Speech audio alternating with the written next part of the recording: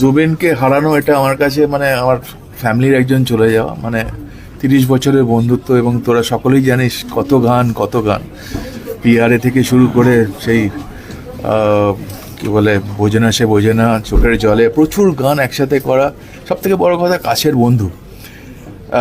এই চলে যাওয়াটাই মানে আমার কাছে একটা বড় শখ। তারপরে যে জিনিসটা উঠে এসেছে সেটা কি হয়েছে এখন তো পর্যন্ত আমি বলতে পারবো না, কারণ আমি ওই জায়গায় ছিলামও না, এবং কি হয়েছিল ওই দিনকে, এবং যারা ওখানে ছিলেন তারা ওখানে বলতে পারবেন ভালো করে। এটা আমি বলতে পারি যে 10 দিন আগে আমার সঙ্গে কথা হয়েছে এবং একটি গান গেয়ে গেছে আমার জন্য, এবং এটা আমি ভাবতে পারছি না যে আমায় বলেছিল মিক্সটা করে আমার গানটা শোনাস, অনেকদিন পরে তোর গান গাইলাম, তো মিক্সটা তো হয়ে পড়ে রয়েছে কিন্তু গানটা শোনাতে পারলাম না ওকে। অসম্ভব ভালো একটি গান, প্রসেনের লেখা, আমার সুর, গানটা খুব শীঘ্রই বেরোবে, একটা ছবির গান।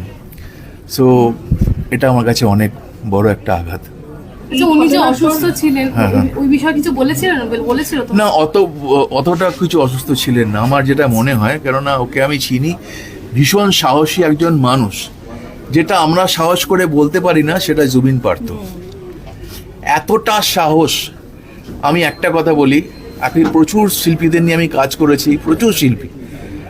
জুবিন আমায় কেন যে কম্পোজারের সঙ্গে কাজ করেছে তারাও আমাকে বলেছেন, কোনো দিন জানতে চায়নি কি ছবি, কে হিরো, কে হিরোইন, কে ডিরেক্টর, গানটা শোনাবে ভাই, গানটা শুনে একেবারে 100% ওই রকম সিঙ্গার আর হবে না।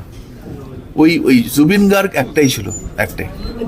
জুবিন এই ঘটনার পর গরিমাদির সঙ্গে কি তোমার একবারও কথা হয়েছে? হ্যাঁ, আমার অ্যাকচুয়ালি কি হয়েছিল, আমার যেটা তোরা জিজ্ঞেস করছিলিস বুঝে আমার আসা হয়নি। আমার স্ত্রী খুব অসুস্থ ছিলেন, অ্যাকচুয়ালি ওর স্লিপ ডিস্কের প্রবলেম, ওঠানামা করতে পারেনি, বোম্বেতে আমি আরও একাই থাকি। সুতরাং আমি ওখানে তখন যেতে পারিনি, হসপিটালাইজ ছিল আমার স্ত্রী। তো গৌরিমার সঙ্গে কথাও সেরকম করে হয়নি, তবে ওর কাছের বন্ধুরা যারা আছে তাদের সঙ্গে আমার কথা হয়েছে। বোম্বেতে আমাদের যারা বন্ধুরা একসঙ্গে ফ্রেন্ডস